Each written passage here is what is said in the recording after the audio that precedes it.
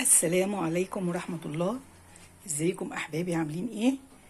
دلوقتي هنعمل مع بعض كده حاجة لذيذة كده نشرب بيها الشاي، علشان طبعا انتوا عارفين دلوقتي الكيلو ب150 وب180 وحاجات كده.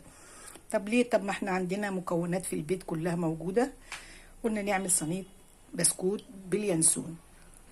طبعا بسكوت باليانسون ده اللي هو اسمه، في ناس بتعرفه باسم انس. المهم مش مشكلة بنسميه ايه، المهم بسكوت باليانسون هيطلع لطيف قوي وظريف، وهيدينا كمية كبيرة. وهنشوف دلوقتي المكونات بتاعته.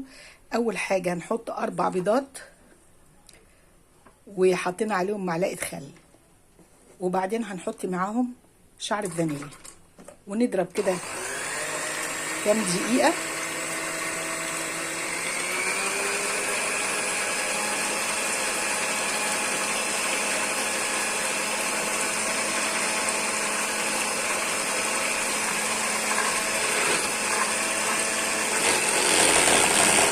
وبعدين هننزل عليهم بكوباية سكر مج مليان، كوباية سكر مليان.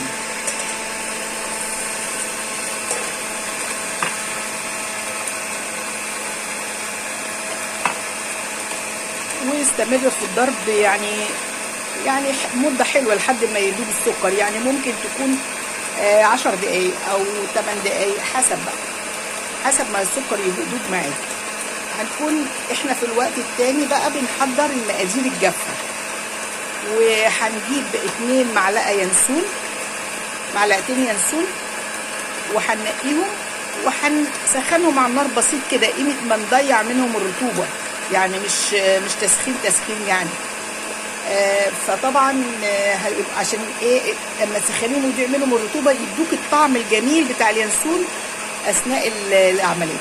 هروح احضر اليانسون وعاير الدقيق وانخله. لازم انخل الدقيق، ممكن تدخليه مرة مرتين على فكرة. كل ما تدخلي الدقيق، يعني لو نخلتيه مرتين بدل مرة، ده بيحسن من جودة الحاجة اللي انت بتطلع معاكي هشة وجميلة، وتسويتها كمان بتبقى جميلة.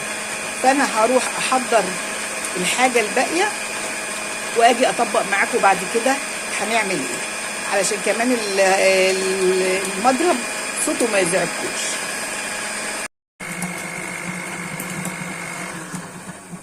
بعد ما ضربنا بقى البيض مع السكر كويس قوي، حطيت نقطة من جل غذائي، هو اسمه يا ستي لون جل غذائي. ده بتحطي نقطة بس يديها صفار كده، بتدي منظر حلو قوي للشكل وبيبقى جميل قوي. وحطيت هنا هو طبعا 3 كوبايات دي نخلتهم كويس قوي اهم. 3 كوبايات دي نخلتهم وحطيت عليهم 3 معالق ينسون، بعد ما مشيته كده بسيط على النار زي ما قلت لكم.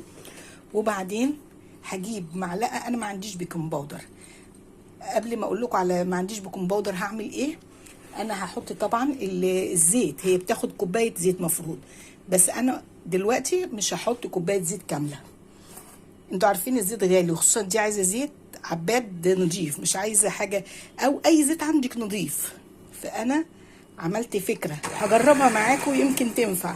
انا حطيت 3/4 كوبايه زيت نضيف، وحطيت كملت ربع كوبايه عليها، يعني مليتي كملت الكوبايه، الربع اللي فاضل بميه، على اساس ان الحاجه اللي مع الميه الميه بتكتسب قوام الحاجه اللي بتتحط عليها وشكلها. فهجرب، دي اول تجربه، ما حطيتش الكوبايه كلها. ليه؟ لاني لسه هحط ربع كوبايه كمان زيت في الصينيه. فهنحط مع بعض الزيت، كوبايه زيت الا ربع، وعليها كوبايه ميه، ربع كوبايه الميه، كملت الكوبايه يعني ميه. وهحط عشان ما عنديش بيكنج باودر. شوفوا بقى، الواحد بيتحايل على الظروف علشان اللي ما عندوش حاجه يستبدل حاجه بدلها وما يعطلش نفسه، وممكن يوفر عن طريقها. نجرب. وهنا حطيت علشان ما عنديش بيكنج باودر، بما ان ده بسكوت هعمله بالنشادر، حطيت معلقه كبيره خميره النشادر اهي، واحطها على الخليط ده، وهشغل شويه علشان يمتزج مع الخليط.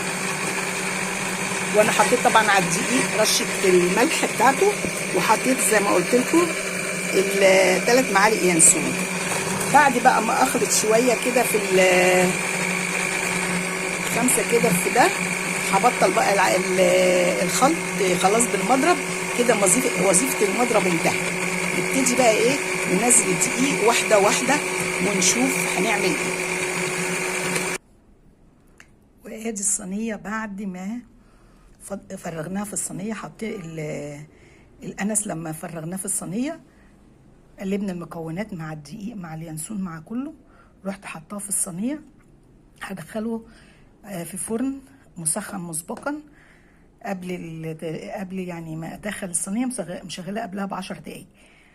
دلوقتي هظبطه على 180 ونسيبه لمدة نص ساعة، ونبقى نشقر عليه. ما نفتحش عليه برضو زي الكيكة الا بعد ربع ساعة او اكتر حسب ما نشوفه استوى. وهنشوفه لان التسوية بتاعته على مرحلتين مش مرحلة واحدة. هرجع لكم تاني لما نطلعه ان شاء الله من الفرن نشوفه مع بعض. بصوا طلعناها من الفرن اهي، اخدت نص ساعة الا 5 دقايق بس. ما شاء الله شكلها جميل جدا، شوفوا ورايقة وحلوة ازاي. هنستنى بقى لما تبرد شوية كده حاجة بسيطة، ونشوف بعد كده هنعمل فيها ايه، نقطعها ازاي. ورجعنا لكم تاني بعد ما خرجناها من الفرن وقطعناها. نقطعها بسكينة مشرشرة قبل ما تبرد، لان لو سبتيها بردت تيجي تقطعيها هتفرول منك. يعني يا دوبك تهدى كده قيمة 10 دقايق، وتجيبي بقى مسطرة تحطيها كده مثلا او بالويم حسب ما انت عايزه، وتمسكي كده اهوت بالسكينه تقطعي كده اهو.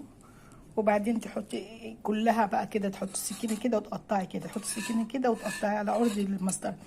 بعدين برضو تحطي المسطره كده وتروحي جايباها كلها تقطيها كده كده كده. وبعدين بقى نمسك اي حاجه نطلع بيها كده، بتساعدنا في ان احنا نطلع.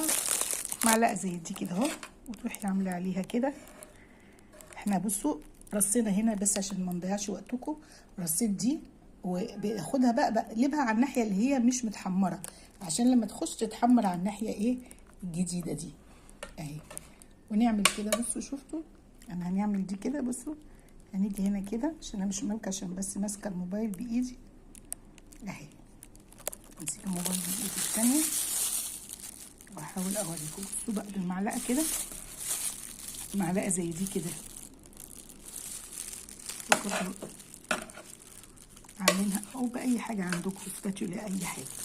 بصي وتروحي جايه هنا اهو كده اهو. بصي زقها بس بيها كده عشان ما تتكسرش منك، وتروحي عادلاها على الناحيه اللي هي مش ايه مش متحمره، او بايدك بقى تبتدي تمسكي بايدك بقى كده.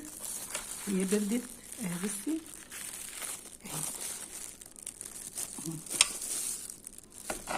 اهي بصي بقى تعدليها كده على الناحيه اللي مش اهي، اعدلها كده وازقها كده اهي، شايفه؟ اعدلها كده ونيمها على الناحيه اللي مش معمول، ودي برضو على الناحيه اللي مش معمول. هي طبعا طريه شويه، طريه.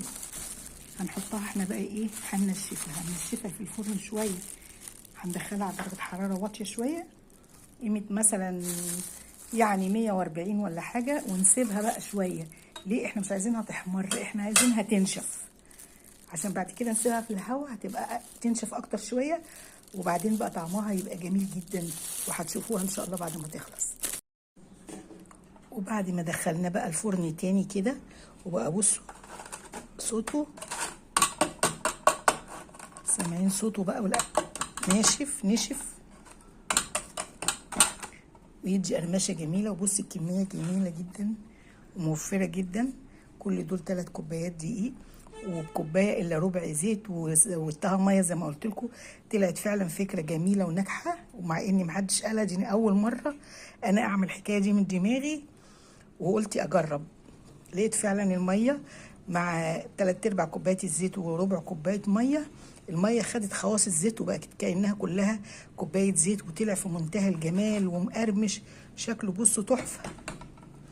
بعد كده بتحطيه بقى يبرد، وبعد كده تبصيه في حاجه كده وتخليه بقى عندك حاجه بقى ولا اروع. يعني بصراحه شكله هيبقى تحفه جدا، وطعمه كمان، والكميه موفره جدا. يعني مش عايزه اقول لكم، هتشوفوا قد ايه الكميه. بصوا